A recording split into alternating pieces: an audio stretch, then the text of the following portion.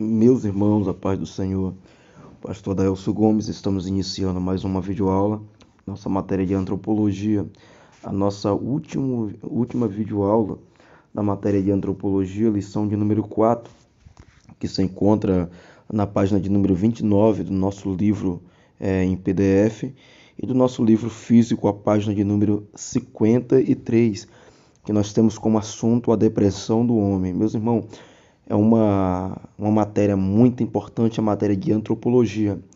E todas as 4 videoaulas ministradas é de suma importância. Os irmãos que estão nos acompanhando apenas nessa lição de número 4, eu vos aconselho a estar retornando desde a lição de número 1 e assim seguir a grade completa. E também nós temos outras matérias que já nos antecedeu, como a da angelologia, pneumatologia, também vimos cristologia e teologia, a doutrina de Deus. E estamos dando o prosseguimento neste curso de teologia, tanto de forma presencial quanto de forma online. Aqui na nossa videoaula é apenas um rápido resumo que nós ministramos e um pouco mais de esclarecimento para aqueles que têm nos acompanhado. Mas se essa aula está sendo bênção em tua vida, deixa o seu joinha, deixa o seu like, se inscreva em nosso canal e nos ajude a estar divulgando o nosso material através do compartilhamento do nosso vídeo, seja aí para a tua igreja, no grupo de WhatsApp da tua igreja, no grupo de estudo da tua igreja,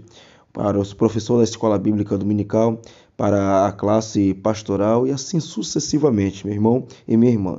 Que Deus em Cristo venha estar te abençoando com esse conteúdo e com esta matéria. Eu sou o pastor Adailson Gomes e estamos aqui para mais uma vez estar te abençoando com uma aula gratuita de teologia. Lição de número 4. O que é depressão? Ou a depressão do homem. O que é depressão? Meus irmãos, nós sabemos e entendemos que a depressão é o mal do século, né? Aproximadamente muitas pessoas já tiveram e pelo menos 90% das pessoas vão ter uma vez na vida. Pessoas que já tiveram depressão é mais fácil de comunicar sobre a mesma. Graças a Deus eu nunca tive depressão, nunca passei por depressão, mas nós sabemos que isso é algo notório em nosso dia a dia. Muitas pessoas depressivas, muitas pessoas passando por dificuldades através de percas, por ter perdido um ente querido, seu trabalho ou qualquer situação que tenha lhe chocado muito emocionalmente. Muitas são as pessoas que entram sim em um estado depressivo. Mas primeiramente vamos começar aí o que é depressão. Meus irmãos, de acordo com como fala o nosso conteúdo, depressão é um dos males que mais atinge as pessoas em todo o mundo. Há vários tipos de depressão, de igual modo são várias as suas causas.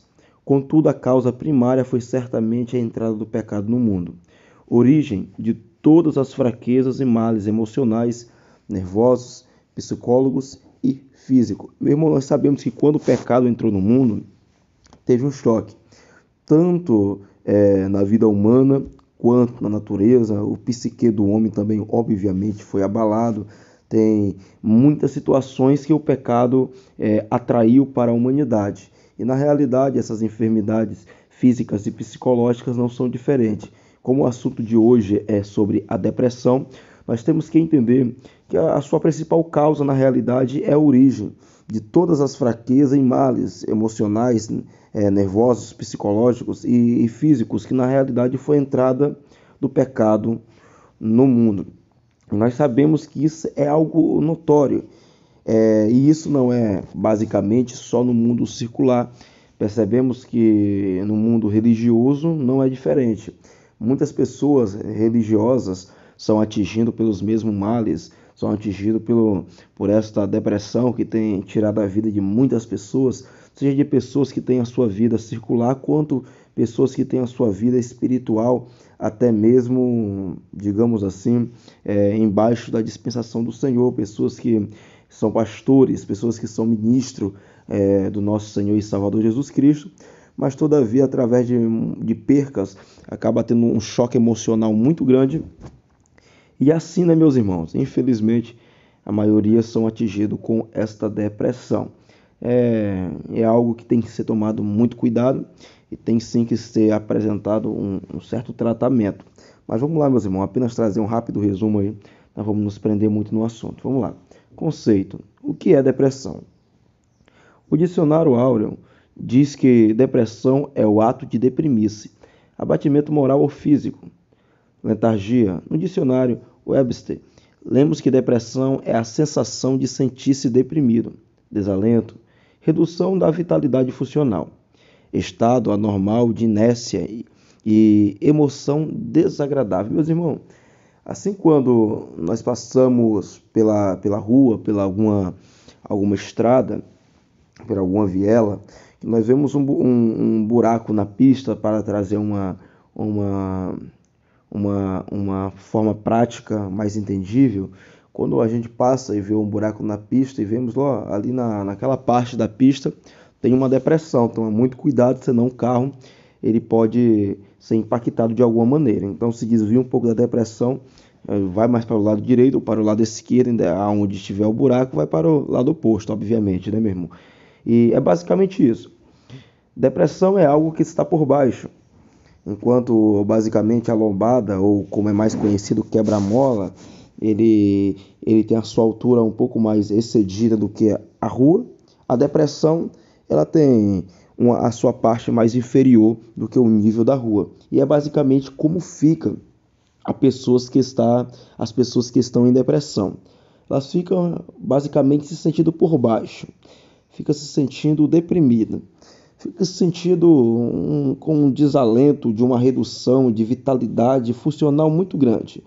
Só anda cabisbaixo, anda com uma tristeza, anda uma hora tá legal, uma hora tá conversando e outra hora está lá por baixo, né, meu irmão? E isto é basicamente um dos principais sintomas de depressão. E obviamente, o nosso Senhor tem nos dado um aconselhamento muito importante na palavra do Senhor, na sua palavra, nas Santas Escrituras, e é muito bom um acompanhamento também psicológico, tá, meus irmãos, para que seja tratado todos os males ou perca que pode ter atingido a vida dessa pessoa. Vamos lá. Sintomas de depressão. De acordo com Collins, o autor do livro Aconselhamento Cristão, estes são alguns dos sintomas de depressão: tristeza, apatia, perda de energia e fadiga, normalmente acompanhado de insônia, pessimismo, medo, sentimento de culpa, vergonha, senso de desamparo, perda de interesse no trabalho, no sexo, nas atividades usuais e perdas de apetite.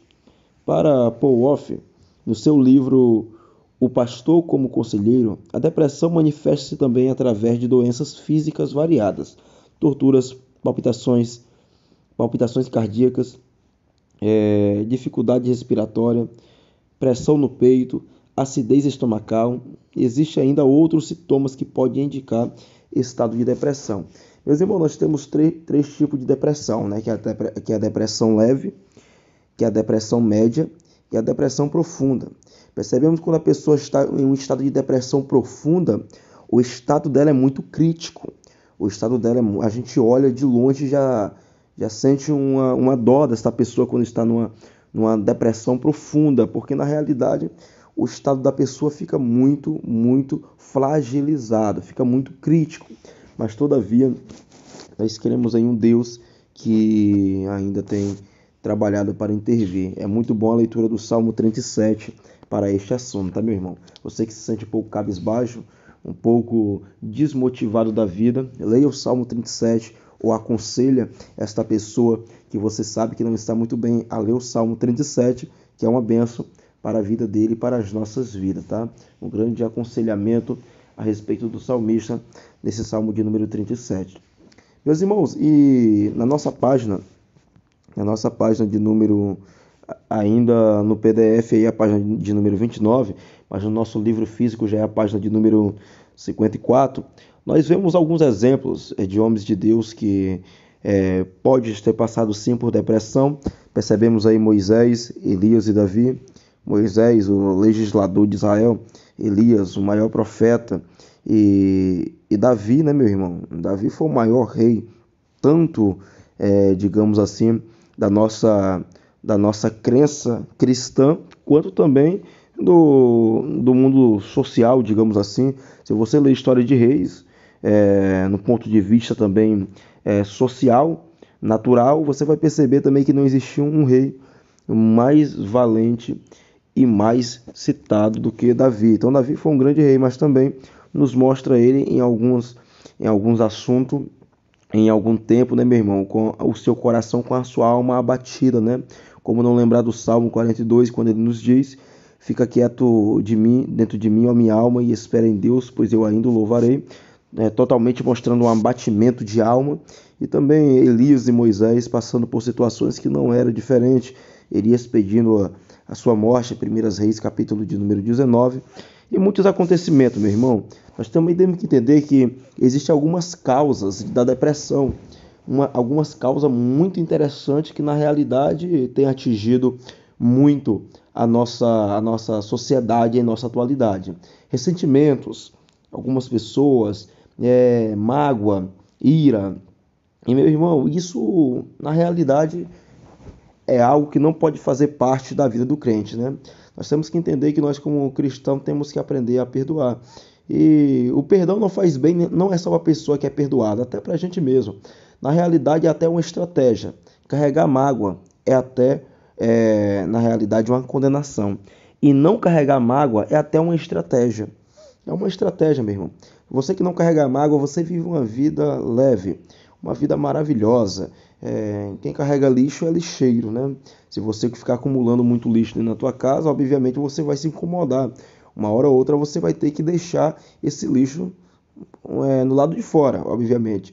E isso aqui é importante em nossa vida espiritual também, em nossa vida emocional. Nós não podemos estar levando lixos emocionais em nossas vidas. Tem pessoas que têm levado aí, não só por uma semana, nem só por um mês, mas anos e anos, têm levado alguma mágoa, algum ressentimento, alguma ira em sua vida. E isto é essencial que você venha estar jogando rapidamente na lixeira espiritual e deixando isso no passado, tá bom? Também, obviamente, nós temos algumas ações malignas. Temos sim algumas ações malignas que o leva à depressão. E no caso dessa depressão profunda, né, meus amados irmãos, não é diferente. Quando vemos uma pessoa com a sua depressão profunda, eu passei uma certa feita em um povoado, a qual eu passei no campo missionário no sertão do nosso estado do Piauí. Lá no Piauí, passei um tempo como missionário lá. E eu passei em um povoado, a qual basicamente todo dia tinha um suicídio. Porque basicamente 90% da população era depressiva. Em um local, meu irmão, que só pela misericórdia de Deus, a pessoa que vai lá já vê que não é um local muito comum. E basicamente, né, meus irmãos, a partir de então, percebemos que existia sim uma ação maligna sobre aquele lugar. E o papel da igreja é interceder e levar a palavra do Senhor. Mas nós sabemos que isso é uma realidade que muitas pessoas não compreendem ou nunca viram, mas sim é uma realidade notória. Se nós andarmos um pouquinho, nós vamos ver situações um pouco, meu irmão, um pouco deprimível. Um pouco deprimível. E nós temos que entender que essas ações malignas têm que ser repreendidas na autoridade no nome de Jesus. Então, é muito importante conversarmos sobre essa depressão e queria ter um pouco mais de tempo para nós comentarmos sobre isso. Mas vamos lá, meu irmão, dar um pulo aqui para o homem social. Nós também entendemos aí que existe basicamente 4 tipos de homem. Nós temos o homem social, nós temos o homem natural, nós temos o homem carnal e nós temos o homem espiritual. Então nós temos o homem social, temos o homem natural, temos o homem carnal e temos o homem espiritual. O homem social é basicamente aquele que se comunica com a sociedade de modo geral. Um homem que tem o seu casamento, que comunica-se com a sociedade em modo normal. E basicamente isso vai tanto da parte do homem que tem Cristo em sua vida, quanto também o homem que não tem. Ambos têm a sua vida social. Isto aqui é muito importante. Dentro da sala de aula eu vou comentar bastante isso aí com os irmãos. Eu não vou comentar por causa do tempo, né, meu irmão? Para o vídeo não ficar muito estendido. O nosso homem natural, basicamente, ele é muito conhecido, né, meu irmão? Nós temos que entender que neste mundo o homem é classificado de muitas maneiras, é classificado de acordo com a situação em que se encontra ou segundo os objetivos que traçou para a sua vida. Nós temos que entender que o homem natural, ele é simples. O homem natural, ele é chamado de homem natural porque ainda não experimentou a regeneração. Ele vive segundo a natureza pecaminosa e decaída. Desde que a queda ocorreu no Éden, ele está perdido, a menos que aceite a Jesus ou não há solução para ele. Meu irmão, se esse homem natural não aceitar a Cristo, obviamente não há solução para ele. Este homem natural é um homem que veio desde a queda adâmica e vive uma vida natural, vive uma vida sem Cristo no coração, sem Cristo em sua vida, e obviamente, se ele não aceitar a Cristo, ele vai continuar classificado como um homem natural para o resto da sua vida. Aí nós temos aí o pior de todos, meu irmão, que é o homem carnal. O homem carnal, na realidade, é uma tristeza um pouco mais profunda, por quê?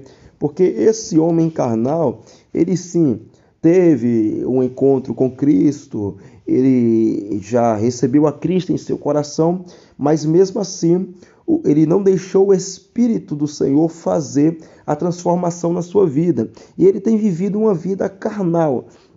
Embora tenha conhecido, tendo um conhecimento passivo da verdade, sabendo que o Senhor liberta, todavia ele não escolheu ou não aceitou ser transformado por este Espírito que regenera a vida do homem. Nós temos que entender, pelo contexto de passagens e várias passagens, nós temos que entender que vê-se que o homem carnal, ele é crente e salvo, mas não obstante sua vida cristã é mista, é dividida e marcada por constantes subidas e descidas. Ele é um crente que começa pelo Espírito e termina pela carne. E meu irmão, isso aqui é uma situação muito preocupante.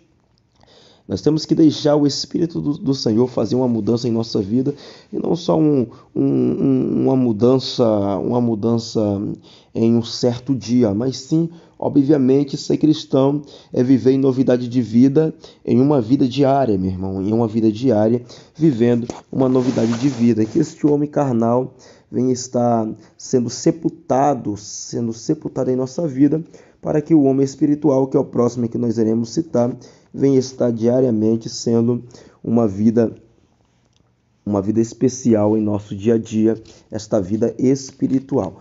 Meus irmãos, e para fecharmos o 20º ponto aí, o homem espiritual, para fecharmos tanto essa presente lição como a matéria de antropologia. A matéria de antropologia já está encerrando-se, né, meu irmão?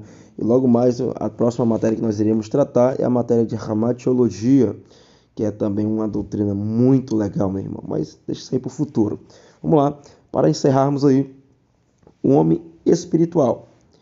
O homem espiritual. Mas o que é espiritual discerne bem tudo, e ele de ninguém é discernido. 1 aos Coríntios, capítulo de número 2, versículo de número 15. O que é o homem espiritual? O homem espiritual é assim chamado por ser impulsionado, controlado e dirigido pelo Espírito Santo. O seu eu está vivo, mas se acha crucificado com Cristo. Meus irmãos, é muito maravilhoso. Quando o homem tem um encontro com Cristo, é uma transformação completa.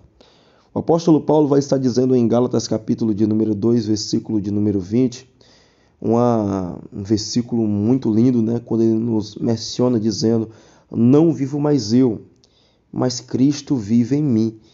Meu irmão, isso é uma palavra de muita responsabilidade. Imagina eu falar: não, eu não vivo mais os meus prazeres, não vivo mais a minha vontade, mas é Cristo que vive em mim. O homem espiritual, ele é um homem que escolhe não viver para si, mas é o homem que escolhe que Cristo viva nele, e que através da sua vida carnal, Cristo seja resplandecido e venha estar sendo revelado para a sociedade, para a humanidade, através da sua vida. Que este homem espiritual venha estar, em nome de Jesus, constantemente vivo em nossa vida, vivo em nosso dia a dia, vivo em nossos setores, tanto no setor de trabalho, setor de escola, setor de igreja e setor de família, porque é muito fácil glorificarmos o Senhor nem de nossas devidas congregações, mas quando saímos de lá, a maioria não segue uma vida espiritual, né, meus amados irmãos? Mas que esse vivo caminho a qual o Senhor nos consagrou através do véu venha estar tomando, em nome de Jesus, proporções diárias em nossa vida, e que assim o Espírito do Senhor venha estar sendo pousado dentro de nosso íntimo, e que venhamos viver em novidade de vida constantemente. Meus irmãos, nós estamos ficando por aqui. Não esqueça de estar respondendo o teu questionário, e assim vamos que vamos, crescendo na graça e no conhecimento do nosso Senhor e Salvador Jesus Cristo. Meu irmão, se essa matéria de antropologia, essa matéria de angelologia que nos antecedeu, e também a de pneumatologia, a de cristologia e da teologia, doutrina de Deus, se foi uma bênção em tua vida, se inscreva em nosso canal, deixe o seu joinha, e que a graça de nosso Senhor e Salvador Jesus Cristo esteja conosco, em nome de Jesus.